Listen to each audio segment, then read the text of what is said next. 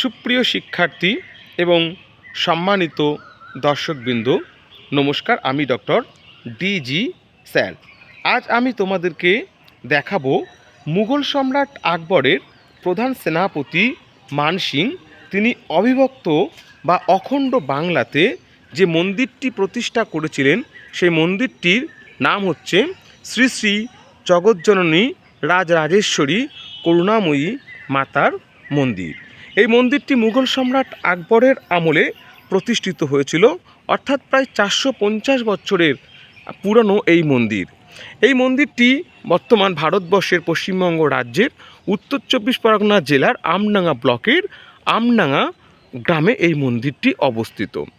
এই মন্দিরের ইতিহাস জানবার আগে আমি তোমাদের সংক্ষিপ্ত আকারে মন্দিরের অতীত সম্পর্কে কিছু কথা জানিয়ে রাখি।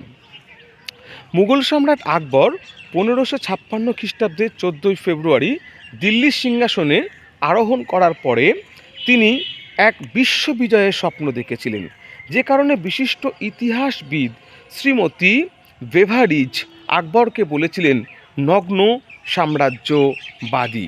মুঘল সম্রাট আকবর তিনি বাংলা দখল করবার জন্য তার পুত্র সেলিম বা জাহাঙ্গীর, বা যার পূর্ণাঙ্গ নাম নুরুদ্দিন মোহাম্মদ জাহাঙ্গীর বাদশাহ গাজীর নেতৃত্বে বাংলা দখলের জন্য অভিযান প্রেরণ করেন। কিন্তু বাংলাতে সে সময় শাসন করছিল বারভূইয়ারা। এই বারভূইয়াদের কাছে আমরা দেখতে পাচ্ছি জাহাঙ্গীর শোচনীয়ভাবে পরাজিত হয়ে দিল্লি ফিরে যাচ্ছেন, যার পরিচয় আমরা পাই বিখ্যাত কবি ভরতচন্দ্র রায় গুণাকরের নিম্নোক্ত লেখনীতে। যশোর নগরধাম প্রতাপাদিত্য নাম মহারাজ বঙ্গজ কায়স্থ, নাহি মানে পাতসাই কেউ নাই আটে তাই, ভয়ে যত ভূপতি দ্বারস্থ। অর্থাৎ বাংলার এই বারভূইয়াদের প্রবল প্রতাপের কাছে মুঘলদের মতন এক কেন্দ্রীয় শক্তি দুর্বল হয়ে পড়ে এবং মুঘল কেন্দ্রীয় শক্তি বারবার পরাজিত হয়ে বাংলা দখল করতে ব্যর্থ হয়। এমতো অবস্থায় সম্রাট আকবর বাংলা দখলের ভার দিলেন রাজস্থানের অম্বরকোটের মহারাজ মানসিংহকে, এবং মানসিং বাংলা দখল করতে আসে 1585 থেকে 86 খ্রিস্টপূর্বাব্দের মধ্যে। মহারাজ মানসিং যখন বাংলা দখল করতে আসেন, তিনি এসে জানলেন যে বর্তমান বাংলাদেশের যশোর জেলার বিখ্যাত বারভূইয়া প্রতাপাদিত্য, এই প্রতাপাদিত্য অসীম ক্ষমতা রয়েছে এবং তিনি শ্রী শ্রী মাতা যশোরেশ্বরী মায়ের পূজা করে তিনি যুদ্ধে অংশগ্রহণ করেন, যে কারণে প্রত্যেকটি যুদ্ধে তিনি জয়লাভ করেন। যাই হোক, বিভিন্ন কৌশল অবলম্বন করে মানসিংহ প্রতাপাদিত্যের মন্দির থেকে শ্রী শ্রী মাতা যশোরেশ্বরীর বিগ্রহকে তার নিজ শিবিরে নিয়ে আসতে সক্ষম হন, এবং এই ঘটনার পরে রাজা প্রতাপাদিত্য তিনি অত্যন্ত মানসিকভাবে বিচলিত হন, ভেঙে পড়েন, যেটির অপেক্ষা করছিলেন মানসিং। এই সুযোগে মানসিং প্রতাপাদিত্যর রাজ্য আক্রমণ করেন এবং প্রতাপাদিত্যর পরাজয় ঘটে। এর পরবর্তীকালে আমরা জানি যে বাংলাতে মুঘল শাসন শুরু হয় এবং মা যশোরেশ্বরীর মূর্তিটি মানসিং নিয়ে চলে যায় রাজস্থানের অম্বরকোট ফোর্টে, এবং সেখানে তিনি যশোরেশ্বরী মায়ের মূর্তি প্রতিষ্ঠা করেন। কিন্তু কিছুদিনের মধ্যেই মহারাজ মানসিং তিনি স্বপ্নাদেশ পান যে মা যশোরেশ্বরীর প্রধান পূজারী রামানন্দগিরি গোস্বামী মহারাজ তিনি বাংলার শুকাবতী নদীর তীরে এক গভীর জঙ্গলে অবস্থান করছেন, এবং তিনি যেন তাকে উদ্ধার করে সেখানে আরেকটি তার বিকল্প মন্দির ও মূর্তি প্রতিষ্ঠা করে আসেন।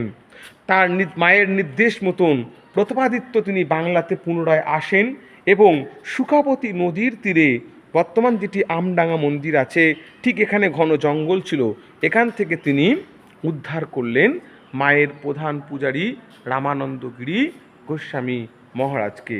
পরবর্তীকালে তিনি এখানে আমডাঙ্গা মন্দির প্রতিষ্ঠা করেন এবং তিনি রাজস্থানের অম্বরকোটে ফিরে যায়।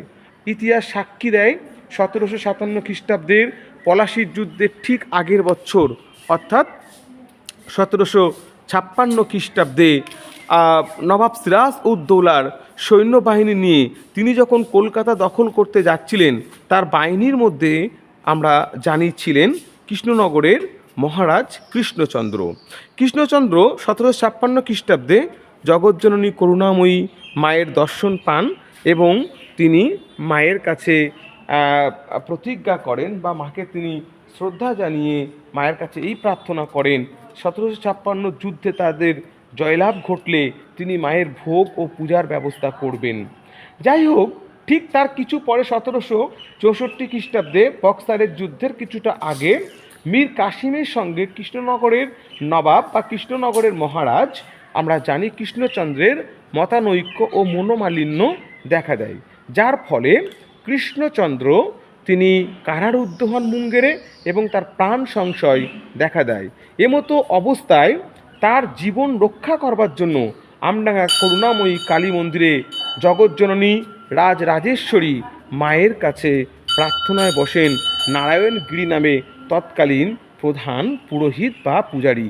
মায়ের অশেষ কৃপা ও দৈব বলে মহারাজ তার জীবন ফিরে পান বলে কথিত আছেন, যার ফলে 1764 খ্রিস্টাব্দে মহারাজ কৃষ্ণচন্দ্র শ্রী শ্রী জগজ্জননী রাজরাজেশ্বরী মা করুণাময়ী মন্দিরের উদ্দেশ্যে তিনি 365 বিঘা জমি, নিষ্কর জমি দান করেন।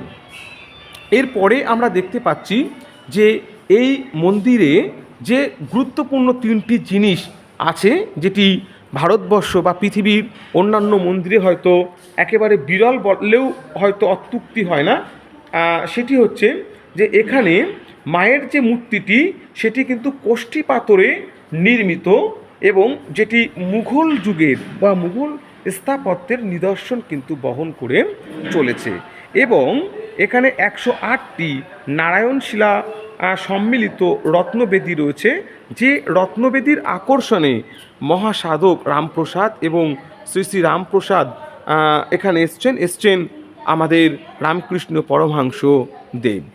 তো বন্ধুরা, এখানে আরেকটি বিষয় যেটা আছে, মায়ের যে মূল মন্দির সেই মূল মন্দিরের সামনে চন্দন কাঠের কারুকার্য শোভিত যে দরজাটি, সেই দরজাটিও কিন্তু 175 বছরের ইতিহাসের সাক্ষ্য বহন করে চলেছে এবং আমরা যেখানে এসে দাঁড়িয়েছি এই সেই পঞ্চমুণ্ডী বেদী বা রত্নবেদী। এখানেই কিন্তু আমরা জানি যে মহারাজের জীবন ভিক্ষা অর্থাৎ মহারাজ কৃষ্ণচন্দ্রের জীবন ভিক্ষা করে নারায়ণগিরি মহাশয় এখানে তিনি ধ্যান করেছিলেন এবং এটি সেই বৃক্ষ, যে বৃক্ষ আজও ইতিহাসে সাক্ষ্য বহন করছে। এর পাশেই আমরা দেখতে পাচ্ছি যে বৃক্ষটি রয়েছে, সেই বৃক্ষটিতে আপনি যদি আপনার মনোবাসনা কিছু থেকে থাকে সেটা জানিয়ে কোনো ঢিলা বাঁধেন, আমাদের এখানে কথিত আছে 90 দিনের মধ্যে আপনার সেই মনোবাসনা পূর্ণ হবে বা হয়।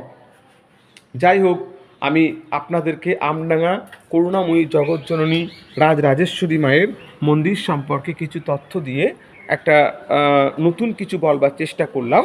এরই সঙ্গে আর একটা বলে রাখি বিষয়, যেটি হচ্ছে এই মন্দিরটি কিন্তু হাওড়া ডিস্ট্রিক্ট জাজ কোর্টের নিয়ন্ত্রণে পরিচালিত হয়, কেননা 1935 খ্রিস্টাব্দে আমডাঙ্গা করুণাময়ী মন্দির সম্পর্কে বা মন্দির সংশ্লিষ্ট কলকাতা হাইকোর্টে একটি মোকদ্দমার সূচনা হয়, যার TS নম্বর 20/1935 এবং 1946 খ্রিস্টাব্দে আরেকটি মোকদ্দমার সূচনা হয়, যে মোকদ্দমাটির পরিপ্রেক্ষিতে মহামান্য ডিস্ট্রিক্ট জাজ অফ ক্যালকাটা হাইকোর্টের নির্দেশে হাওড়া ডিস্ট্রিক্ট জাজ আপিল নম্বর 300/1955 অনুসারে আমডাঙ্গা করুণাময়ী মন্দিরের রক্ষণাবেক্ষণা এবং পরিচর্যার দায়িত্ব দেয়া হয়েছিল। সেই থেকে এই মন্দির কিন্তু পরিচালিত হয় হাওড়া ডিস্ট্রিক্ট জাজের নিয়ন্ত্রণাধীনে। তো আমি আপনাদেরকে এটা বলতে পেরেছি, বোঝাতে পেরেছি যে অতীত ঐতিহ্য ও হেরিটেজ সম্পর্কে আপনাদের যদি অবশ্যই ভালো লাগে, আপনারা অবশ্যই মায়ের বাড়িতে আসবেন এবং মায়ের প্রণাম নিতে পারেন। এই বিষয়ে যদি আপনাদের কোনো প্রশ্ন থাকে আপনারা অবশ্যই ইউটিউবে আমার পেজ আছে ডক্টর দীপঙ্কর ঘোষ, সেখানে আপনারা জানাতে পারেন। আর আপনাদের যদি ভিডিওটি ভালো লেগে থাকে আপনারা অবশ্যই কমেন্ট, লাইক ও শেয়ার করে দেবেন।